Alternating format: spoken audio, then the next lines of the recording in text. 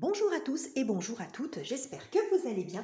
Je suis ravie de vous retrouver aujourd'hui pour le tirage des énergies du mois de mars pour les signes solaires ascendants et lunaires en Scorpion. Bienvenue à vous, chers Scorpions. On arrive sur la période du printemps, le mois de mars est un mois de transition entre l'hiver et le printemps, donc entre l'ancien et le nouveau, de façon symbolique. Donc on va voir ce qu'il en est pour vous de manière générale. Donc comme d'habitude, vous ne prenez que ce qui résonne avec votre vie, avec ce qui parle pour vous, et puis vous laissez le reste. Et n'hésitez pas à compléter cette lecture en allant voir le tirage de votre signe ascendant et de votre signe lunaire. Alors, on démarre tout de suite, les scorpions. On va voir l'ambiance, l'atmosphère pour vous sur ce mois de mars.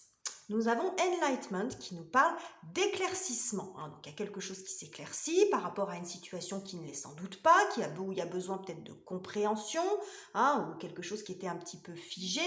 Ça peut être aussi une sensation intérieure, où vous êtes un peu en repli, mais c'est très hivernal aussi. Et puis, il y a la lumière qui arrive, d'autres de la compréhension, un petit regain d'énergie. Ça peut montrer aussi beaucoup de compréhension sur le plan mental, psychologique. Il y a peut-être des choses aussi, des informations, parce que l'éclaircissement, c'est de la luminosité qui arrive dans une situation. Donc on va voir.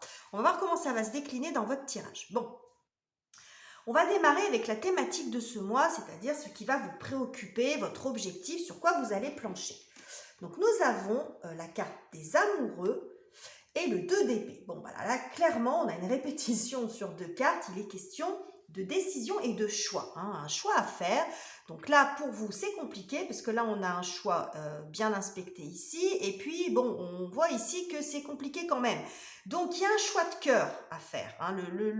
L'arcane de l'amoureux, c'est quand même l'arcane du choix qu'on fait pour soi, pour les bonnes choses, pour ses valeurs. C'est un choix de cœur. Mais on voit qu'ici, psychologiquement, ça coince parce qu'il y a peut-être d'autres éléments dans la balance. J'ai envie de dire, quand on fait un choix, il y a plusieurs choses à prendre en considération. Sur le plan psychologique, c'est un peu flou, c'est un peu confus. Vous avez besoin de faire le point. Là, on voit qu'il y a de la sérénité quand cette carte, elle est dans ce sens-là. Mais quand c'est ici, on voit que ça ne l'est pas. Donc bon, il y a peut-être quelque chose qui vous stresse par rapport à cette décision. C'est un choix difficile pour vous. Donc bon, là on nous parle d'éclaircissement dès le début, donc c'est peut-être de ça dont il est question, d'avoir un peu plus de sérénité, un peu plus de visibilité, de lisibilité de la situation pour pouvoir prendre votre décision. Alors on va regarder ce qui va vous aider justement à peut-être à prendre votre décision ou à être dans une meilleure énergie, dans une meilleure posture pour pouvoir faire votre choix. On va voir ce qu'il en est. Donc nous avons ici, le petit bruit que vous entendez, c'est mon chien qui vient de me rejoindre. Reine de denier, pardon, et le hiérophant, donc le pape. Ce que ça montre ici, c'est qu'il y a quelque chose de plus sécure, quelque chose de durable. La reine de denier, on est dans le confort, dans ce qui est bien structuré, dans ce qui est bien organisé. Ça peut être sur le plan matériel ce qui se passe, parce que la reine de denier, c'est ça, c'est tout ce qui est, c'est une très bonne gestionnaire, ça parle beaucoup de sécurité financière ou de sécurité dans la matière. Et avec le pape, on est dans le contrat. Donc ça peut montrer un contrat durable, quelque chose qui va vous permettre de voir un petit peu plus loin, de vous sécuriser sur le plan de la matière. Donc ça peut être un contrat de travail ou un contrat d'un autre type, quelque chose d'administratif, mais avec la carte de hiérophante, on est dans l'engagement. Donc il y a quelque chose qui se sécurise. Ça peut être dans une relation aussi, quelque chose qui se construit, peut-être un mariage qui arrive ou un engagement dans la matière si vous vous sentiez en insécurité. C'est peut-être ça aussi qui vous perturbe. Il y a peut-être des hésitations par rapport à ça. Mais là, je vois qu'il y a quelque chose d'extrêmement, des énergies plus bienveillantes, de bons conseils aussi. Ça peut montrer quelqu'un qui vous conseille très bien par rapport au sujet qui vous préoccupe, qui a de l'expérience et qui va bien pouvoir vous orienter si c'est de ça dont il s'agit. Mais là, on parle de durabilité, de sécurité, d'engagement, de bons conseils. Bon. Alors, on va voir maintenant quelles sont les difficultés que vous auriez à dépasser sur ce mois de mars, même si on a quand même une indication du départ qu'il y a quelque chose de difficile pour vous en termes de choix. Donc, nous avons le 9 d'épée et le 4 d'épée. Bon, ben voilà. On est toujours dans les épées, on est toujours dans le mental. 2 d'épée ici, le 9, le 4 ici. Bon, clairement, il y a une grosse prise de tête. 9 d'épée, 4 d'épée. La difficulté pour vous, c'est de sortir d'un mental un petit peu agité, hein. C'est-à-dire que le 9 d'épée, c'est les pensées qui tournent en boucle et puis qui finalement ne mènent à pas grand-chose, hein, parce qu'on en revient toujours à la même chose, on n'arrive pas à trouver de porte de sortie, hein, quand on est dans cette énergie du 9 d'épée. Donc là, il y a quelque chose quand même qui vous prend la tête. Alors, elles ne sortent pas dans le sens le pire, parce que, vous voyez, ces cartes sont doublement illustrées, donc là, on a un côté vraiment très, très sclérosant. Bon, donc là, je pense qu'il y a déjà un travail de fait, mais il faut encore, il faut sortir de votre tête. Donc ça peut être aussi de passer à l'action et puis de sortir du fait de repenser toujours aux mêmes choses. Et puis en fait, finalement, vous n'avancez pas, ça génère peut-être plus de confusion qu'autre chose, hein. Donc là, on voit que la décision, vous y pensez, c'est quelque chose qui vous prend la tête et vous allez avoir besoin peut-être d'un petit peu d'aide. Et c'est peut-être aussi ce contrat qui arrive, ce côté très sécure, le bon conseil, la bonne personne mise sur votre route qui va vous aider à sortir de ça, hein, finalement, qui va venir vous rassurer. J'y vois beaucoup une énergie qui vient de quelque chose qui vient vous rassurer, une situation rassurante pour vous, parce que il y a le fait d'être dans l'incertitude par rapport à quelque chose. Il y a beaucoup d'incertitude parce que vous n'y voyez pas clair.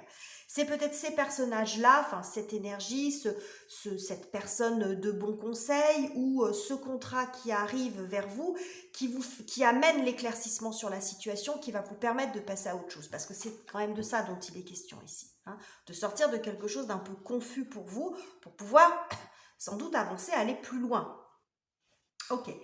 Alors, sur le plan relationnel, sentimental, avec le conjoint, la famille au sens large, hein, parents, enfants, belle famille, les amis, mais aussi ce qui se passe à l'intérieur de vous si vous ne vous reconnaissez pas dans le côté relationnel. Ça peut être émotionnel ce qui se passe en vous en ce moment. Alors, mois de mars, donc la grande prêtresse, nous avons et le 3 d'épée. Grande prêtresse et roi d'épée. 3 d'épée, pardon, excusez-moi. Alors, on est toujours dans les épées, alors là elle est plutôt mal inspectée. On est toujours dans cette notion de prise de tête quand même de blessure. Il y a quelque chose ici qui est blessant au niveau de l'esprit, il y a quelque chose qui vous a blessé ou qui vous blesse encore. Peut-être une réalité un peu dure ou des mots échangés un peu durs. Vous voyez, il y a une espèce de dureté quand même, de douleur dans le 3 d'épée. Et j'ai l'impression que sur ce mois, là, on a la grande prêtresse. La grande prêtresse, c'est pas une grande communicante dans l'énergie. C'est pas quelqu'un qui va aller au clash et au conflit. Elle est bien inspectée, c'est-à-dire qu'elle sort dans le bon sens. Elle sort pas comme ça. Et je pense que vous choisissez de ne plus interférer ou de ne plus communiquer sur cette situation. Il y a quelque chose ici, si c'est sur le plan relationnel, qui n'avance pas, qui est douloureux, et c'est comme si vous preniez du détachement en vous isolant de cette situation, prenant du recul, en faisant preuve de beaucoup de calme finalement par rapport à la situation, comme si vous choisissiez de vous en détacher. Ça sert à rien de discuter en fait. Mais non pas que vous vous en fichez, mais c'est peut-être stratégique hein, d'une certaine façon, mais j'y vois beaucoup de, comment dirais-je, une forme de noblesse en fait par rapport à cette situation. C'est-à-dire une forme de maturité. Vous n'allez plus dans le conflit, vous n'allez plus au clash. Vous ne communiquez plus par rapport à ça, par rapport à ce sujet-là. Si c'est plus émotionnel, dans ce qui se passe à l'intérieur de vous, je pense que vous allez, en tout cas sur ce mois de mars, avoir de la compréhension aussi par rapport à cette difficulté. C'est comme si vous grandissiez. J'y vois quelque chose d'assez... parce que là, on a le pape et la grande prêtresse. Bon, ça forme comme un espèce de couple finalement. Il y a une grande élévation, j'ai l'impression, sur le plan. Il y a un éclaircissement, mais aussi dans le sens de l'élévation. Vous prenez de la hauteur aussi sur votre situation. Je pense que vous faites preuve par rapport à quelque chose qui est blessant pour vous, que ce soit à l'intérieur de vous, une blessure personnelle ou que ce soit dans un conflit, vous faites preuve de beaucoup de discrétion. C'est ce que je cherchais à vous dire tout à l'heure. Je ne sais pas si j'étais très claire quand je vous disais vous preniez du recul, c'est aussi ça, mais vous faites preuve de beaucoup de discrétion par rapport à ça. Comme si vous choisissiez, si c'est un conflit à la limite qui vous concerne même pas directement, mais où on vous demande aussi peut-être de faire l'arbitre. Parce qu'il peut y avoir aussi ça dans cette notion de l'amoureux. C'est celui aussi qui va se retrouver au milieu, parce que il y a 3 personnes en général sur la carte de l'amoureux. C'est pas comme ça qu'elle est représentée, mais en général, vous voyez un homme pris entre 2 femmes. Alors bien sûr, ça peut montrer l'indécision, etc. Mais ça peut montrer aussi le fait de se retrouver dans une situation où on doit faire l'arbitre. On est au milieu d'un conflit qui finalement ne vous concerne pas. Et peut-être que c'est votre truc finalement d'arriver à réconcilier les gens ou à jouer un peu le médiateur. C'est ce qu'on peut voir aussi ici dans cette énergie. Mais là, j'ai l'impression que dans la situation qui vous préoccupe, si vous vous retrouvez là-dedans, vous faites plutôt le choix de vous mettre en retrait et de laisser les gens se débrouiller.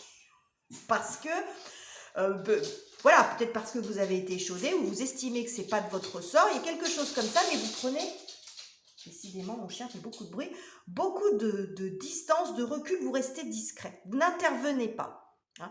Donc ça peut être différentes choses, donc vous voyez comment ça résonne pour vous, mais sur le plan relationnel, je le vois plus comme ça. Si c'est à l'intérieur de vous, je pense que vous ressortez grandi de quelque chose qui a été souffrant, qui l'est peut-être encore un peu, mais vous en ressortez plus sage. Voilà, plus sage ou avec plus de compréhension. Côté matériel, professionnel, les activités, qu'est-ce que j'ai pour vous, les scorpions? Il est très très cohérent votre tirage, très très joli. Alors, excusez-moi, j'ai fait pause pour pouvoir faire sortir mon chien qui faisait beaucoup trop de bruit. Bref, alors pour votre tirage professionnel, ce qui est intéressant pour moi, ce que j'ai vu tout de suite, c'est que vous avez l'arcane 7, l'arcane du chariot qui fait suite à cet arcane de l'amoureux. Donc sur le plan professionnel, ça bouge. Ça peut être de la nouveauté aussi, quelque chose que vous découvrez. Le valet de coupe, il découvre quelque chose un sujet, un projet, quelque chose qui lui tient particulièrement à cœur ou qui vraiment fait vibrer son cœur, qui lui correspond, peut-être une nouvelle passion, je ne vais pas parler forcément de nouvelle lubie, mais il y a quelque chose ici, c'est trouver, on trouve quelque chose avec le valet de coupe, quelque chose qui nous plaît beaucoup. Et là, vous y allez, vous foncez. Chariot, c'est on fonce, on avance, on ne reste plus dans l'énergie du 6. Donc si vous êtes dans une situation on va dire je ne vais pas dire forcément de blocage, mais d'indécision, pour moi, vous allez de l'avant. Vous allez de l'avant par rapport avec ce chariot. Je pense que ce 6, cette carte de l'amoureux, elle parle de façon différente dans le secteur sentimental, relationnel et dans le secteur professionnel. Dans le secteur relationnel, ça montre plus cette notion de ne pas vouloir prendre parti dans un conflit, peut-être, hein, dans quelque chose qui ne vous concerne pas.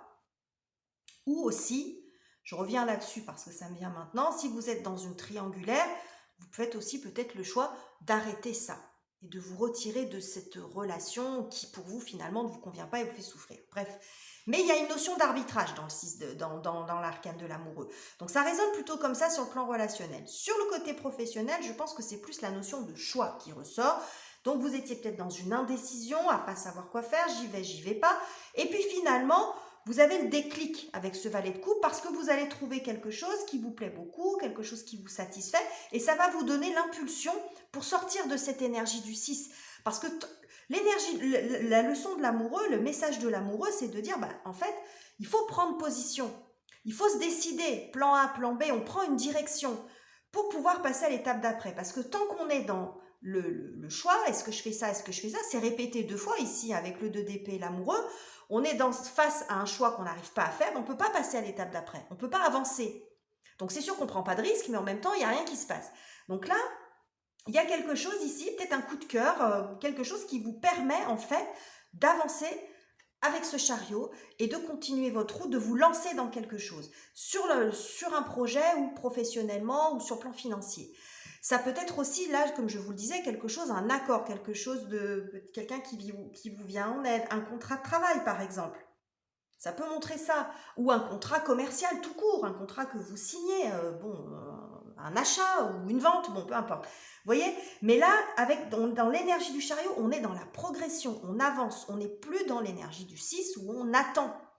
Alors, c'est pas un jugement, hein, je suis pas dans le jugement en disant ça, mais des fois, quand ça prend trop de temps, hein, là, on voit que vous arrivez à saturation finalement et que de rester dans cette posture, j'y vais pas, c'était pas constructif parce que si ça fait référence à des peurs de se tromper, vous voyez, ce genre de choses, de toute façon, quand on choisir, c'est renoncer, donc on sait jamais vraiment à l'avance si tout va être parfait.